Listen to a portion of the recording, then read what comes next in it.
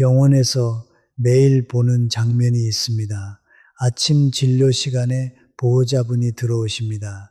표정이 어둡습니다. 선생님, 우리 어머니가 요즘 자꾸 같은 말을 반복하세요. 어제 점심에 뭘 드셨는지도 기억을 못 하세요. 처음에는 나이가 드니까 그런가 보다 하고 넘겼는데요.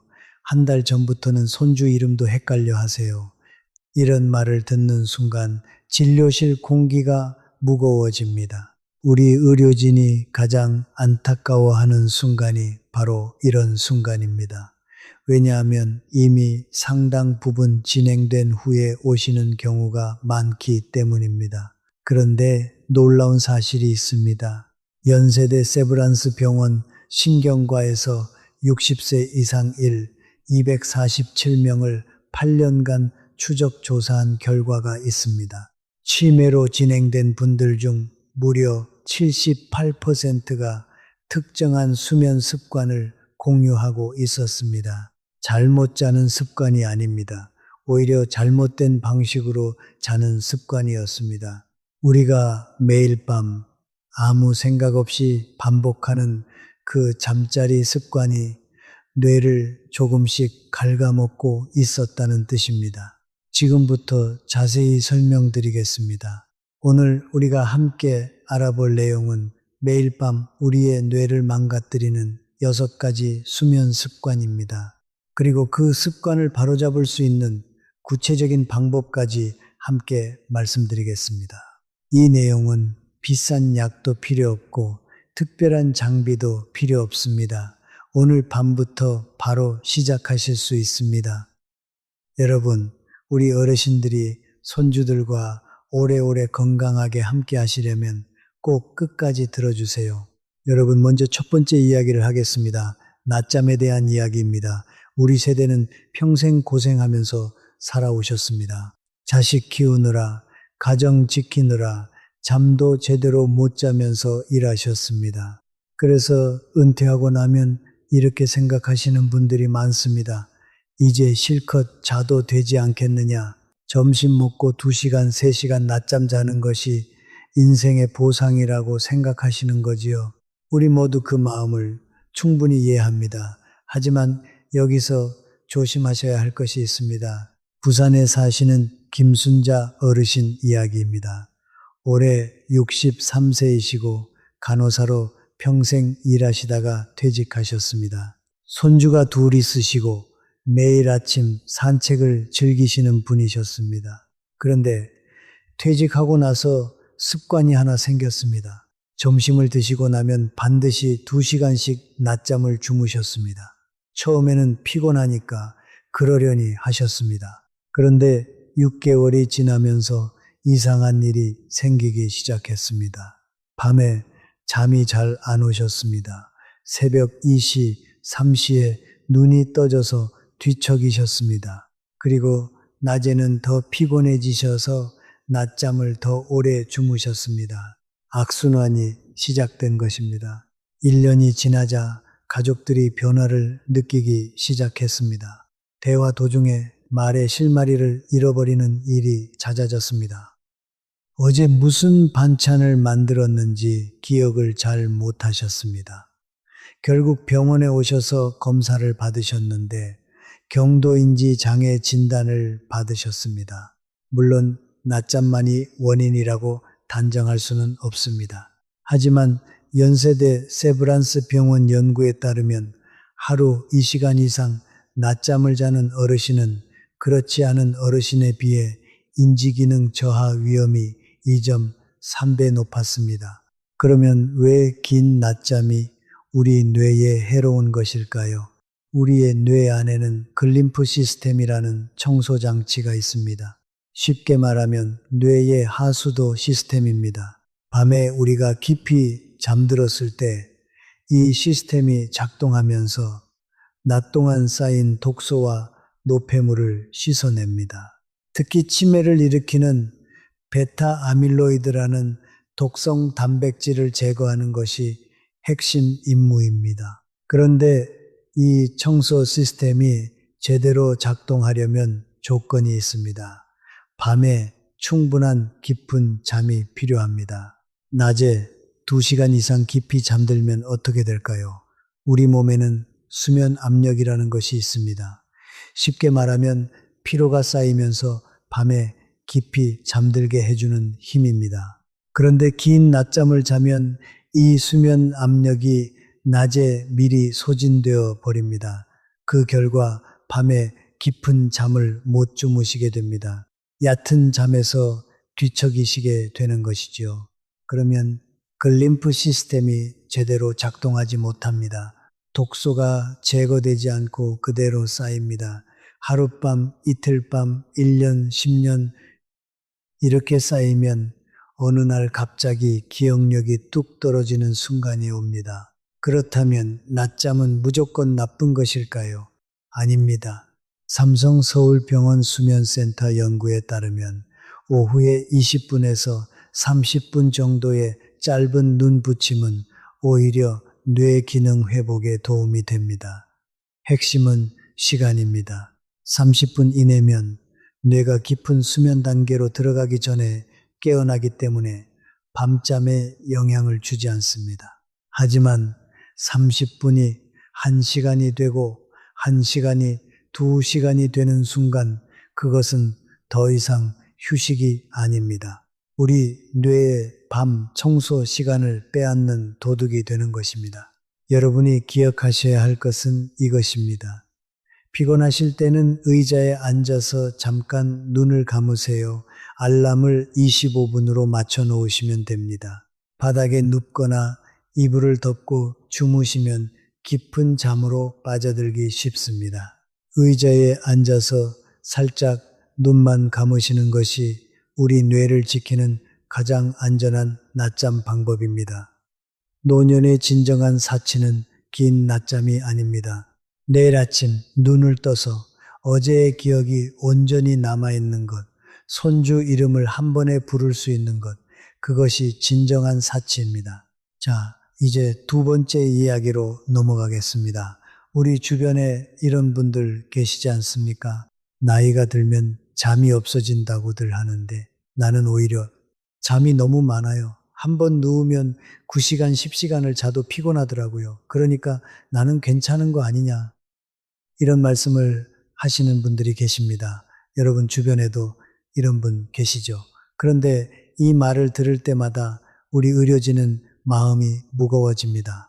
왜냐하면 그분은 스스로 건강하다고 믿으시면서 사실은 뇌가 보내는 위험 신호를 무시하고 계신 것이기 때문입니다. 하버드 의과대학이 65세 이상이 847명을 12년간 추적 조사한 결과가 있습니다.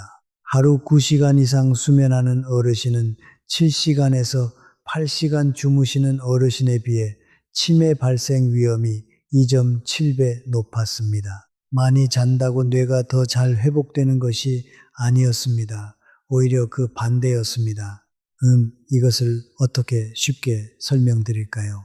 우리 집에 있는 정수기를 떠올려 보세요. 정수기 필터가 물을 깨끗하게 걸러주려면 적당한 양의 물이 흘러야 합니다. 너무 적으면 필터가 마르고 너무 많으면 필터가 과부하로 막혀버립니다. 우리 뇌의 글림프 시스템도 마찬가지입니다. 적절한 수면 시간, 적절한 깊이, 정확한 리듬 속에서만 제대로 작동합니다. 9시간이 넘는 장시간 수면은 이 시스템의 과부하를 일으킵니다. 마치 정수기에 물을 한꺼번에 너무 많이 부으면 오히려 물이 탁해지는 것과 같습니다. 노폐물이 더 잘 쌓이는 환경이 만들어지는 것입니다. 서울대학교 병원 노인의학센터 조사에서도 비슷한 결과가 나왔습니다. 60대 이상 어르신 중 하루 수면 시간이 9시간을 넘는 분들은 기억력 검사에서 평균 23% 낮은 점수를 보였습니다. 특히 단기 기억력, 즉 방금 들은 이야기를 기억하는 능력이 크게 떨어져 있었습니다. 이제 희망적인 이야기를 해볼까요? 너무 많이 주무시는 것이 문제라면 해결 방법은 의외로 간단합니다. 고려대학교 병원 수면의학센터에서 권장하는 적정 수면 시간은 60세 이상 어르신 기준으로 7시간에서 8시간입니다. 여기서 중요한 것은 잠자리에 누워있는 시간이 아니라 실제로 잠든 시간이라는 것입니다. 밤 10시에 누워서 아침 7시에 일어나시면 침대에 9시간을 계셨지만 실제 수면은 7시간 정도일 수 있습니다. 그러니 너무 일찍 누우실 필요가 없습니다. 졸리실 때 누우시고 눈이 떠지면 바로 일어나시는 것이 우리 뇌에 가장 좋습니다. 잠깐 여기서 하나 더 말씀드릴 것이 있습니다. 많이 주무시는데도 계속 피곤하시다면 반드시 수면 무호흡증을 확인해 보셔야 합니다. 코를 심하게 고시거나 자다가 숨이 멈추시는 경우가 있으시면 가까운 병원에서 수면 검사를 받아보시는 것을 권합니다. 이것은 돈이 좀 들더라도 꼭 확인하셔야 할 부분입니다. 우리 가족을 위해서, 우리 손주들과 오래 함께하기 위해서 말입니다. 여러분, 세 번째 이야기입니다. 이것은 더욱 조심스럽게 말씀드려야 할 내용입니다. 수면제에 대한 이야기입니다. 우리 세대의 어르신들 중에 잠이 안 와서 고생하시는 분들이 정말 많으시다는 것을 잘 알고 있습니다. 밤에 자다가 자꾸 깨시고 새벽 2시, 3시에 눈이 떠져서 다시 잠들지 못하시는 그 괴로움을 충분히 이해합니다. 그래서 병원에 가셔서 수면제를 처방받으시거나 약국에서 수면 유도제를 사다가 드시게 됩니다. 그날 밤 드디어 깊이 잠드시면 안 하십니다. 해결책을 찾았다고 생각하시게 됩니다. 하지만 우리가 알아야 할 진실이 있습니다. 연세대 세브란스 병원 정신건강의학과 연구팀이 수면제를 장기 복용한 65세 이상 어르신 834명을 5년간 추적 관찰했습니다. 그 결과 수면제를 3개월 이상 지속적으로 복용한 어르신은 그렇지 않은 어르신에 비해 치매 발생 위험이 1.8배 높았습니다. 수면제를 1년 이상 복용한 경우에는 그 위험이 2.4배까지 올라갔습니다. 왜 그럴까요? 수면제가 하는 일은 뇌를 진정시키는 것입니다. 쉽게 말하면 뇌의 스위치를 강제로 끄는 것입니다. 하지만 진짜 수면에서 일어나는 회복 과정은 스위치가 꺼진 상태에서 일어나는 것이 아닙니다. 렘 수면이라고 부르는 단계가 있습니다. 우리가 꿈을 꾸는 단계입니다. 이 단계에서 뇌는 낮에 받아들인 정보를 정리하고 기억으로 저장하고 감정을 처리합니다. 이것이 진짜 뇌의 회복 시간입니다. 그런데 수면제는 바로 이 렘 수면을 억제합니다. 솔직히 말씀드리면요. 겉으로는 깊이 주무시는 것처럼 보이시지만 뇌 안에서는 가장 중요한 수리 작업이 멈춰 있는 것입니다. 이것을 공장에 비유해 드리면 이해가 쉬우실 겁니다. 공장이 돌아가려면 정기적으로 기계를 점검하고 수리하는 정비 시간이 필요합니다. 수면제로 잠을 자는 것은 이 정비 시간을 매일 건너뛰면서 기계를 계속 돌리는 것과 같습니다. 당장은 돌아가는 것처럼 보이지만 내부는 서서히 마모되고 있습니다. 우리가 여기서 오해하시면 안 되는 것이 있습니다. 수면제가 무조건 나쁘다는 이야기가 아닙니다. 급성불면증이나 특수한 상황에서 의사 선생님 처방 아래 단기간 복용하시는 것은 필요할 수 있습니다. 문제는 장기간 습관적으로 의존하시는 것입니다. 서울 아산병원 수면센터 자료에 따르면 수면제 없이 자연스럽게 잠드는 능력을 회복한 어르신들의 인지 기능이 6개월 만에 평균 17% 향상되었습니다. 이제 희망적인 이야기를 해볼까요? 수면제 대신 우리가 할 수 있는 것이 있습니다. 자연스러운 잠을 되찾는 방법입니다. 잠이 안 오실 때 억지로 누워 계시지 마세요. 20분이 지나도 잠이 안 오시면 일어나셔서 따뜻한 물 한 잔을 천천히 드세요. 가벼운 책을 읽으셔도 됩니다. 그리고 졸리실 때 다시 누우시면 됩니다.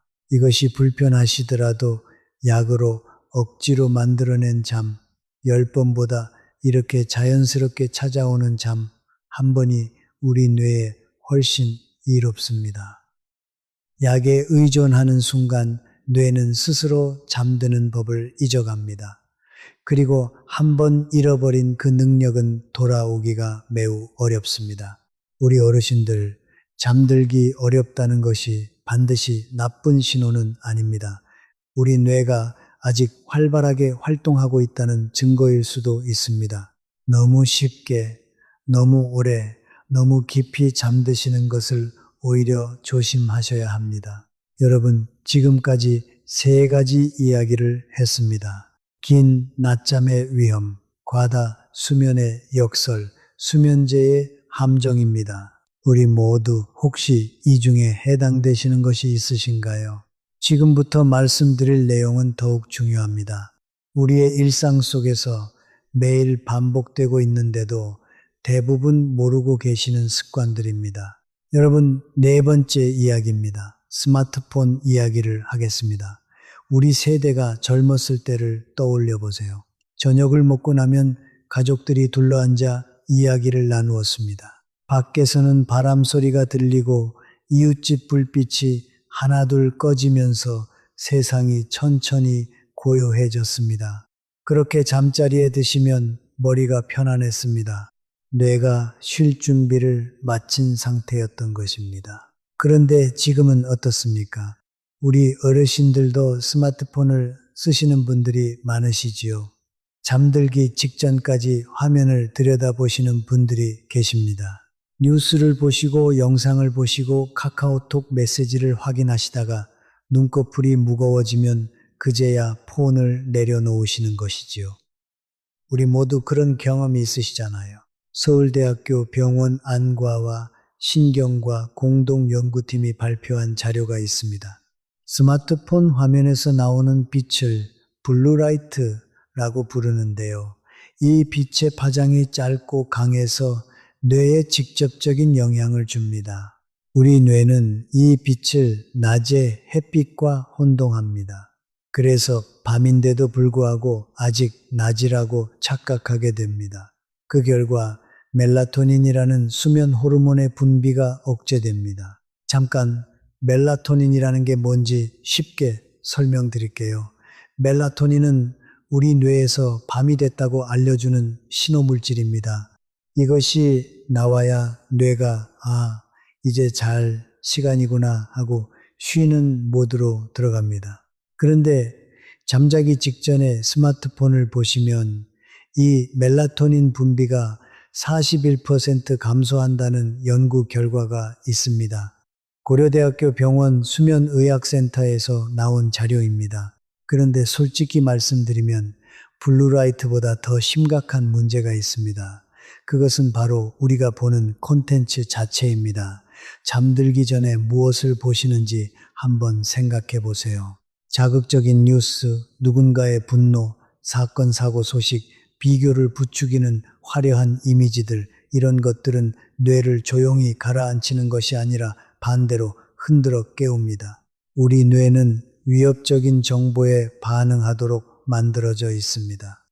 뉴스 한 줄이 뇌에 경계해야 할 일이 있다는 신호를 보냅니다.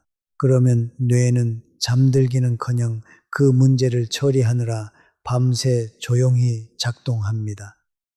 우리는 눈을 감고 누워 계시지만 뇌는 전혀 쉬지 못하는 것입니다. 이런 분이 계셨습니다. 대구에 사시는 67세 어르신이셨는데 매일 밤 뉴스를 보다가 잠드시는 습관이 있으셨습니다. 뉴스를 보면 잠이 온다고 하셨어요. 하지만 그것은 잠이 오는 것이 아니었습니다. 뇌가 과부하가 걸려서 일시적으로 꺼지는 것이었습니다. 지쳐서 쓰러지는 것과 편안하게 잠드는 것은 완전히 다릅니다. 그리고 그 차이가 10년, 20년 쌓이면 뇌에 남기는 흔적은 전혀 달라집니다.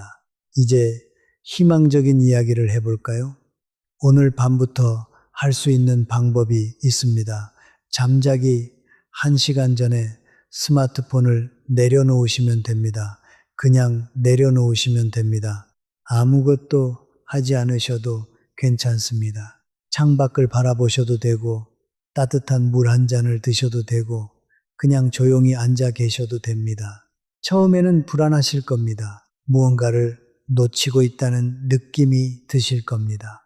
하지만 그 불편함을 견디시는 것이 바로 우리 뇌를 지키는 실천입니다. 밤에 우리에게 진짜 필요한 것은 1000개의 낯선 목소리가 아닙니다.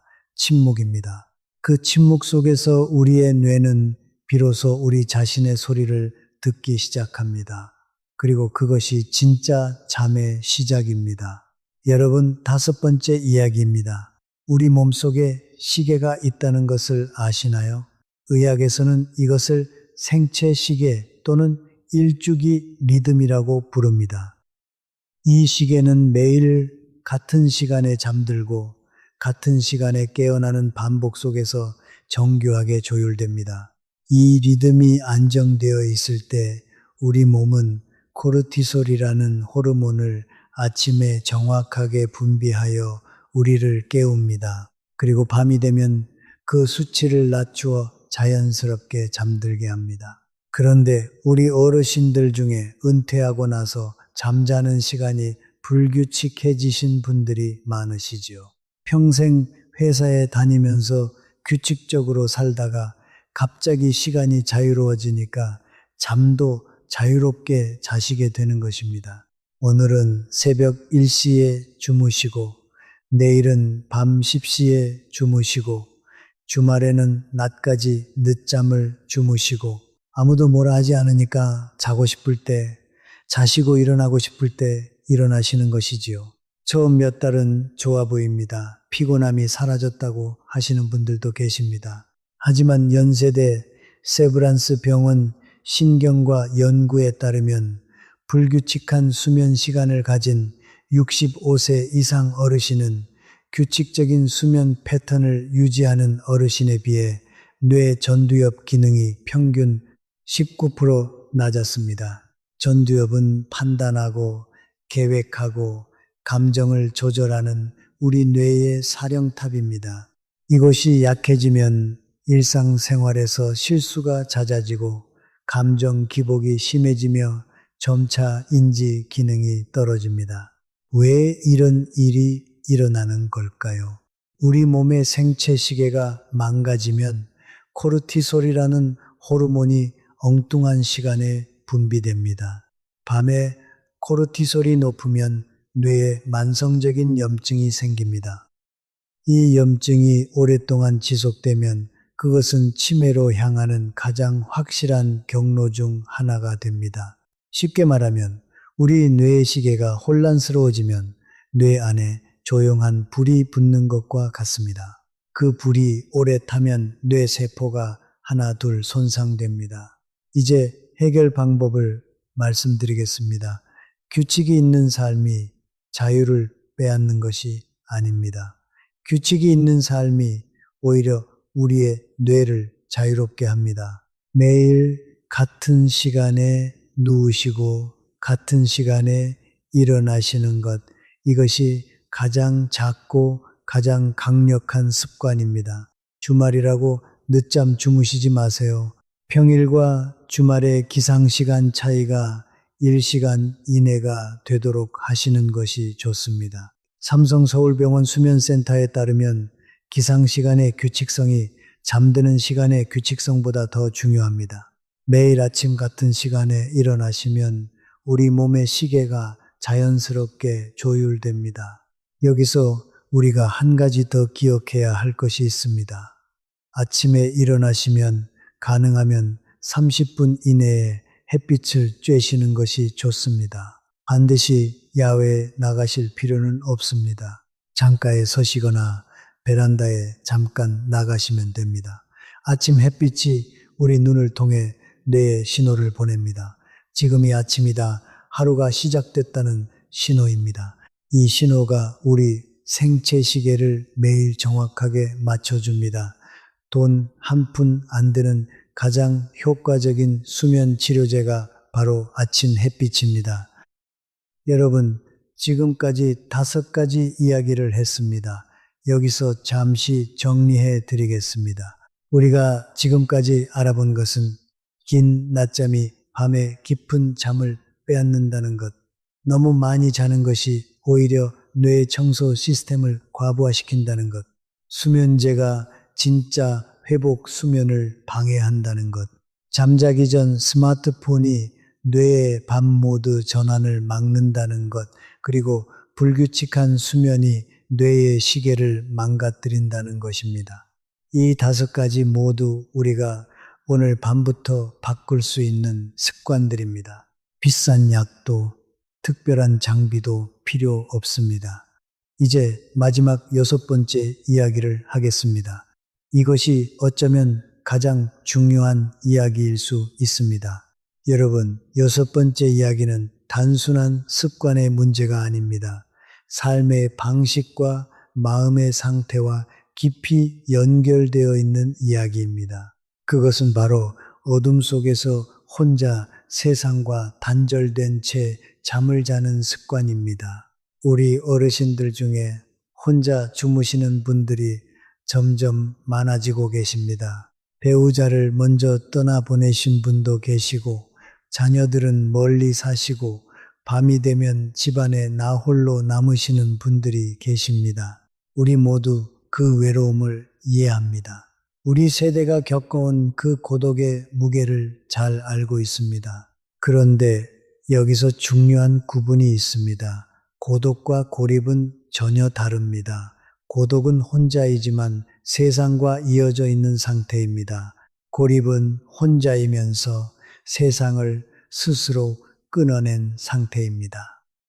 낮에 사람을 만나시고 대화하시고 웃으시고 무언가를 함께 하시다가 밤에 조용히 혼자 잠드시는 것은 건강한 고독입니다. 하지만 며칠째 아무도 만나지 않으시고 아무에게도 연락하지 않으시고 아무 감정도 느끼지 않으신 채 어둠 속으로 들어가시는 것은 우리 뇌에 천천히 독을 주는 것과 같습니다. 서울아산병원 정신건강의학과 연구팀이 밝혀낸 사실이 있습니다. 사회적 고립과 결합된 수면 패턴은 우울감을 강화할 뿐 아니라 뇌의 전두엽 기능을 실제로 위축시킵니다. 전두엽이라는 곳은 판단하고 계획하고 충동을 조절하고 다른 사람의 마음을 이해하는 중추입니다. 이 영역이 약해지면 인지 기능 저하가 빠르게 진행됩니다. 그리고 그 위축의 시작점에는 종종 오랜 고립과 고독한 밤들이 있었습니다. 구미에 사시는 70세 어르신 이야기를 해드리겠습니다. 평생 봉제 공장에서 일하시다가 퇴직하신 분이셨습니다. 남편분을 3년 전에 먼저 떠나보내시고 자녀분들은 서울과 부산에서 살고 계셨습니다. 처음에는 전화도 자주 하시고 교회 모임에도 나가셨습니다. 그런데 어느 날부터인가 전화를 받지 않으시기 시작했습니다. 교회도 안 나가시고 집에만 계셨습니다. 커튼을 치시고 불을 끄시고 세상과 담을 쌓으신 채 매일 밤 어둠 속으로 들어가셨습니다. 1년 후 자녀분이 방문하셨을 때 어머니의 변화에 깜짝 놀라셨다고 합니다. 같은 이야기를 반복하시고 날짜 감각이 없어지셨습니다. 이것은 단순히 외로움의 문제가 아닙니다. 우리 뇌는 사회적 연결 속에서 활력을 유지합니다. 누군가와 대화하는 것, 누군가의 표정을 읽는 것, 누군가와 함께 웃는 것, 이런 일상적인 상호작용이 뇌의 여러 영역을 동시에 활성화시킵니다. 그 자극이 사라지면 뇌는 쓰지 않는 근육처럼 서서히 약해집니다. 이제 희망적인 이야기를 해볼까요? 오늘 밤 잠드시기 전에 딱 한 가지만 하시면 됩니다. 단 한 사람에게라도 안부 문자 하나를 보내보세요. 오늘 하루 감사했던 일, 한 가지를 마음속으로 떠올려 보세요. 창문을 조금 여시고 밤 공기를 느껴보세요. 이 작은 연결이 우리 뇌에 신호를 보냅니다. 나는 아직 세상 안에 있다. 나는 아직 살아있다는 신호입니다. 뇌는 그 온기를 먹고 삽니다. 그 온기가 있는 밤과 없는 밤은 10년 후 전혀 다른 뇌를 만들어냅니다. 자, 이제 6가지 습관을 모두 말씀드렸습니다. 여기서부터는 더 깊은 이야기를 하겠습니다. 우리 뇌의 청소 시스템을 최적화하는 구체적인 방법에 대해 말씀드리겠습니다. 아까 글림프 시스템을 정수기 필터에 비유해 드렸습니다. 이 시스템이 가장 잘 작동하는 조건이 연구를 통해 밝혀져 있습니다. 연세대 세브란스 병원 뇌과학연구소와 미국 로체스터 대학교 공동연구팀이 발표한 자료에 따르면 글림프 시스템의 효율성을 결정하는 핵심 요소가 3가지 있습니다. 우선 수면 자세입니다. 옆으로 누워 주무시는 것이 글림프 시스템 효율에 가장 좋습니다. 등을 대고 바로 누우시는 것보다 옆으로 누우실 때 뇌 척수액의 흐름이 약 27% 원활하다는 결과가 나왔습니다. 우리 어르신들 중에 엎드려 주무시는 분들도 계시는데요. 이것은 목과 어깨에 부담을 줄 뿐 아니라 글림프 시스템 효율도 가장 낮습니다. 오른쪽으로 누우시든 왼쪽으로 누우시든 상관없습니다. 편하신 쪽으로 옆으로 누우시면 됩니다.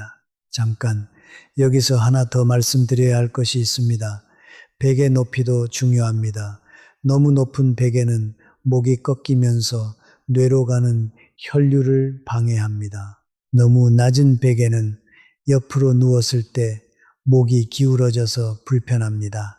적정 높이는 옆으로 누우셨을 때 목과 척추가 일직선이 되는 높이입니다. 대략 주먹 하나 높이 정도라고 생각하시면 됩니다.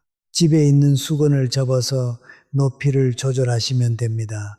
돈 들 일이 없습니다. 다음으로 수면 환경입니다. 방 온도가 중요합니다.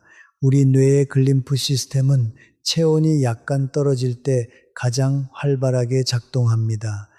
서울대학교 병원 수면센터 권장 온도는 섭씨 18도에서 20도 사이입니다. 우리 어르신들께서 너무 따뜻하게 주무시려고 전기장판을 강하게 켜시는 경우가 있으시지요. 이해합니다. 추우면 잠이 안 오시니까요. 하지만 너무 따뜻하면 우리 뇌의 청소 시스템이 효율적으로 작동하지 못합니다. 전기장판은 잠드시기 전에 미리 켜서 이불을 따뜻하게 해 놓으시고 주무실 때는 약하게 놓으시거나 꺼 놓으시는 것이 좋습니다. 그리고 어둠입니다. 완전한 어둠이 중요합니다. 새벽에 화장실 가시려고 작은 불을 켜 놓으시는 분들이 계시지요. 센서 등을 바닥 가까이에 설치하시면 됩니다. 눈높이에 빛이 있으면 우리 뇌가 반응합니다. 바닥 가까이에 약한 빛이면 안전하게 화장실 다녀오시면서도 뇌의 수면 리듬을 깨뜨리지 않습니다. 이제 수면 의식에 대해 말씀드리겠습니다. 우리가 매일 밤 잠들기 전에 하는 일련의 행동을 수면 의식이라고 합니다. 이것은 뇌에게 이제 잘 시간이라는 신호를 보내는 준비 과정입니다. 군인이 내일의 전투를 위해 무기를 손질하듯 농부가 내일 새벽을 위해 연장을 정돈하듯 우리도 잠을 통해 뇌와 몸을 다음 날을 위해 가다듬어야 합니다. 고려대학교 병원 행동수면의학 전문팀이 권장하는 수면의식이 있습니다. 잠자기 시간 전부터 밝은 조명을 줄이세요. 잠자기 1시간 전에 스마트폰과 텔레비전을 끄세요. 따뜻한 물로 세수하시거나 가벼운 족욕을 하세요. 물 온도는 미지근한 정도면 됩니다. 너무 뜨거운 물은 오히려 각성 효과가 있으니까요. 잠자기 30분 전에는 조용히 앉아서 오늘 하루를 돌아보시면 됩니다. 감사한 일이 있으시면 마음속에 새기시고 후회스러운 일이 있으시면 조용히 인정하시고 내려놓으시면 됩니다. 내일 해야 할 일이 걱정되시면 메모지에 적어서 잠자리 옆에 놓아두세요. 내일에 내가 더 맑은 정신으로 그것을 처리할 것이니까요. 이것이 어렵게 들리실 수도 있습니다. 하지만 처음 일주일만 하시면 몸이 기억합니다. 2주가 지나면 자연스러워집니다. 3주가 지나면 습관이 됩니다. 삼성 서울병원 수면센터 조사에 따르면 수면 의식을 3주 이상 실천한 어르신들의 수면 만족도가 평균 34% 향상되었습니다. 깊은 수면 시간도 늘어났습니다. 약 한 알 먹지 않고 이루어진 변화입니다. 자, 이제 우리 세대에게 꼭 필요한 이야기를 하나 더 하겠습니다. 나이에 따라 잠이 달라진다는 것은 우리 모두 경험으로 아시지요. 젊었을 때는 머리만 대면 잠들었는데 나이가 들면서 잠이 얕아지시고 자주 깨시고 새벽에 일찍 눈이 떠지시는 것, 이것은 자연스러운 변화입니다. 질병이 아닙니다. 그런데 우리 어르신들 중에 이 자연스러운 변화를 병으로 여기시면서 불안해 하시는 분들이 계십니다. 왜 나는 예전처럼 못 자는 걸까? 뭔가 문제가 있는 것 아닌가 하시면서 걱정하시는 것입니다. 연세대 세브란스 병원 노인정신건강센터 자료에 따르면 60세 이후에는 깊은 수면 단계가 줄어드는 것이 정상입니다. 젊었을 때 전체 수면의 약 20%를 차지하던 깊은 수면이 60세가 넘으면 약 7%에서 12% 정도로 줄어듭니다. 이것은 뇌의 자연스러운 노화 과정입니다. 하지만 이 줄어든 깊은 수면을 최대한 효율적으로 활용하는 것이 우리에게 중요합니다. 적은 시간이라도 질 좋은 잠을 주무시는 것이 핵심입니다. 그러려면 우리가 오늘 이야기한 6가지 습관을 바로 잡으셔야 합니다. 우리 50대 분들은 지금이 가장 중요한 시기입니다. 지금 만들어 가시는 수면 습관이 30년 후 우리를 결정합니다. 하루 이틀 늦게 주무시고 일찍 주무시고 하는 것이 무슨 대수냐고 생각하실 수 있습니다. 하지만 강물이 바위를 깎는 것은 한 번의 거센 물살이 아닙니다. 매일 같은 자리를 흐르는 조용한 물이 결국 바위를 변화시킵니다. 우리 뇌도 마찬가지입니다. 우리 60대 분들은 아직 늦지 않으셨습니다. 진심으로 그렇게 말씀드립니다. 뇌는 어느 나이에도 변화에 반응합니다. 오늘 밤부터 스마트폰을 1시간 일찍 내려놓으시는 것만으로도 내일 아침 머리가 조금 더 맑아지실 수 있습니다. 오늘부터 같은 시간에 누우시는 것을 시작하시는 것만으로도 한 달 후 수면이 달라지실 수 있습니다. 거대한 변화가 필요한 것이 아닙니다. 오늘 밤 하나의 작은 선택이면 충분합니다. 우리 70대 이상 어르신들은 이미 충분히 오래, 충분히 열심히 살아오셨습니다. 이제 남은 날들을 스스로에게 친절하게 사시면 됩니다. 매일 밤 우리 뇌에게 오늘 수고했다, 이제 잘 쉬어라 하고 말씀하시는 것입니다. 그것이 우리 자신을 소중히 여기는 행위입니다. 그것이 내일도 우리답게 깨어날 수 있게 해주는 가장 깊은 자기 돌봄입니다. 잠깐 여기서 하나 더 중요한 이야기를 해야 합니다. 우리가 먹는 음식이 잠의 질에 직접적인 영향을 준다는 사실을 아시나요? 서울대학교 병원 영양의학과 연구팀이 발표한 자료에 따르면 저녁 식사의 내용과 시간이 그날 밤 수면의 깊이를 결정합니다. 먼저 저녁 식사 시간에 대해 말씀드리겠습니다. 잠자기 최소 3시간 전에는 저녁 식사를 마치시는 것이 좋습니다. 밤 10시에 주무신다면 저녁 7시 이전에 드시는 것이 이상적입니다. 왜냐하면 위장에 음식이 남아있으면 우리 몸이 소화 작업을 하느라 깊은 잠에 들기가 어렵기 때문입니다. 특히 우리 어르신들은 소화 기능이 젊을 때보다 느려지셨기 때문에 더욱 중요합니다. 저녁에 드시면 좋은 음식과 피해야 할 음식이 있습니다. 트립토판이라는 아미노산이 들어있는 음식이 수면에 도움을 줍니다. 어려운 이름이지만 음식은 쉽습니다.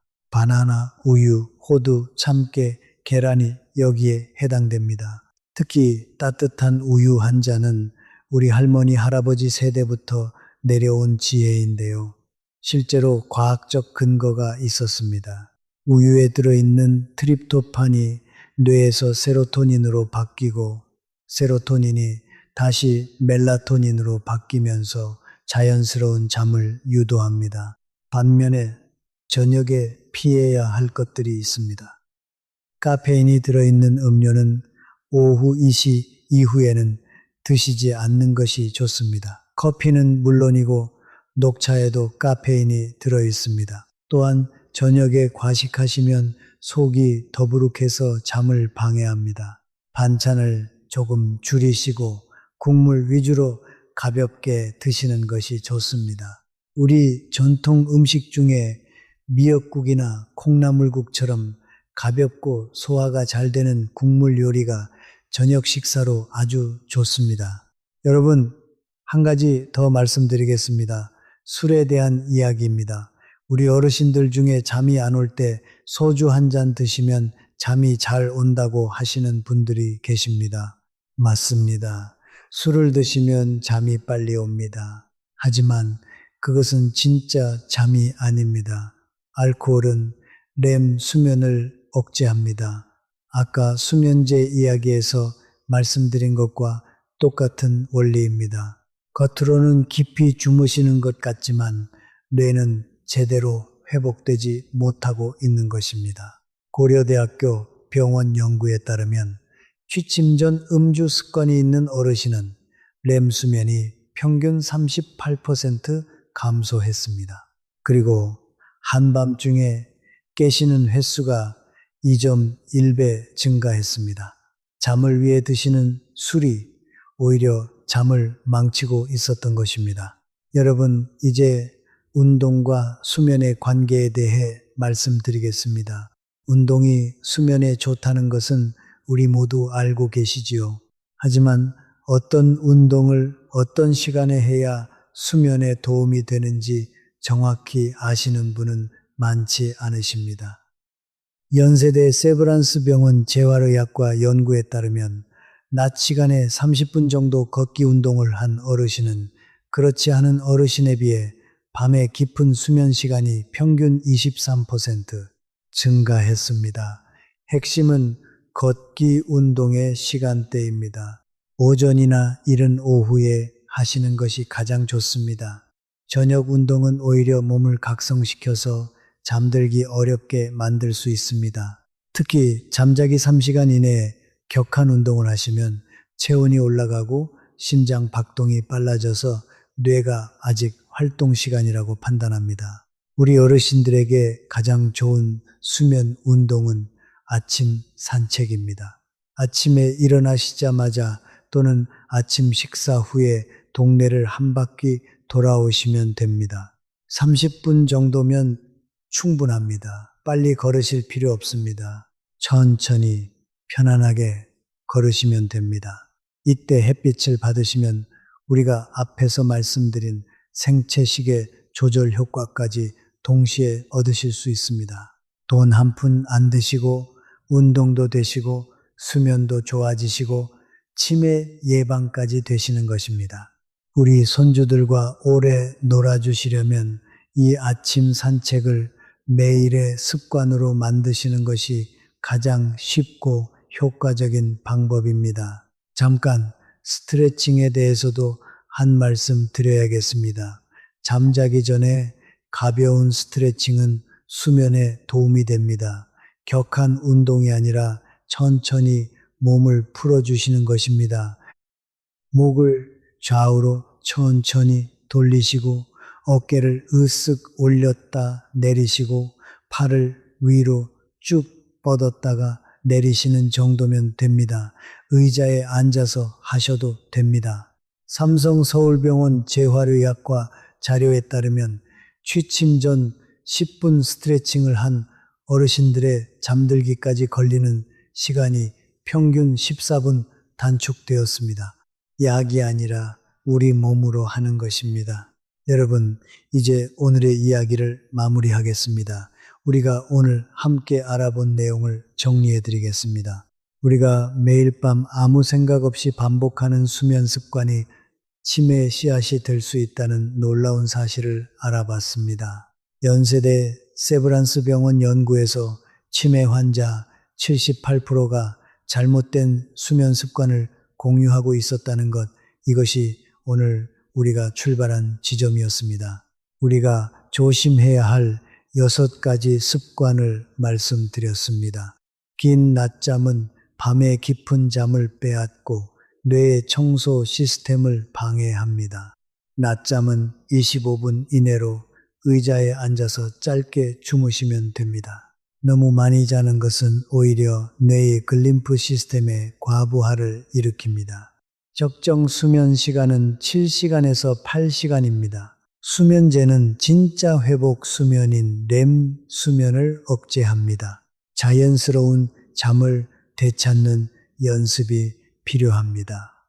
잠자기 전 스마트폰은 멜라토닌 분비를 41% 감소시키고 뇌를 각성시킵니다.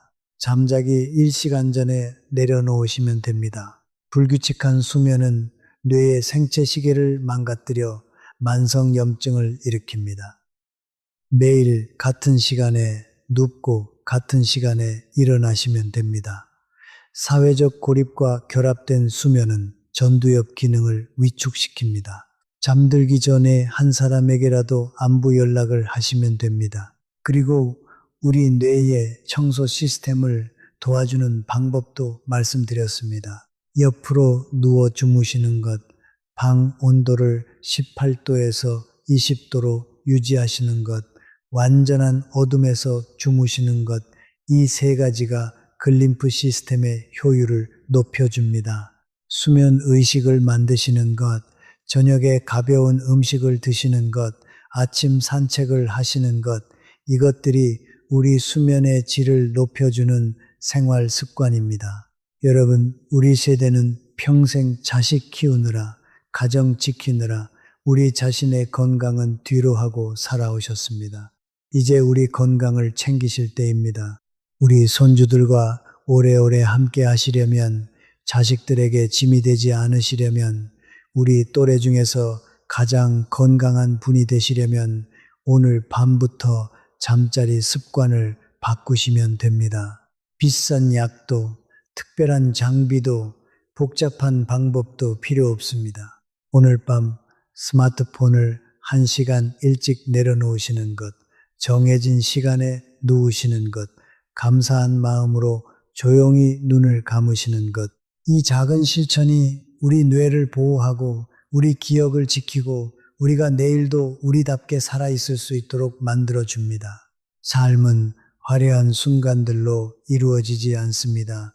삶은 매일 밤과 매일 아침의 반복으로 이루어집니다. 어제의 밤이 오늘의 아침을 만들고 오늘의 아침이 오늘 하루를 만들고 오늘 하루가 다시 오늘 밤을 만듭니다. 그 조용하고 단순한 순환이 곧 우리의 인생입니다. 그 순환을 얼마나 성실하고 정성스럽게 대하느냐가 결국 우리가 어떤 사람으로 건강하게 늙어가느냐를 결정합니다. 여러분, 오늘 밤 스마트폰을 내려놓으세요. 정해진 시간에 눕고 어둠 속에서 혼자 고립되지 마세요. 오늘 하루 우리 곁에 있었던 것들을 조용히 떠올려 보세요. 바람 소리, 밤 냄새, 누군가의 목소리, 작고 사소한 것들 속에 삶의 온기가 있습니다. 그 온기를 품고 눈을 감으세요. 그러면 우리의 뇌는 밤새 그 온기 속에서 우리를 수리하고 치유하고 내일을 위해 준비할 것입니다. 여러분 모두 내일 아침 맑은 정신으로 눈을 뜨기를 바랍니다. 어제의 이름을 기억하고 오늘의 빛을 알아보고 내일을 기대하면서 일어나기를 바랍니다. 우리 함께 건강하게 오래오래 살아갑시다. 여러분, 오늘 영상이 도움이 되셨다면 좋아요와 구독 부탁드립니다. 우리 가족의 건강을 위해 이 영상을 카카오톡으로 공유해 주시면 더 많은 분들께 도움이 됩니다. 궁금하신 점이나 우리 어르신들의 경험담이 있으시면 댓글로 남겨주세요. 서로에게 큰 힘이 됩니다. 여러분의 건강을 응원합니다.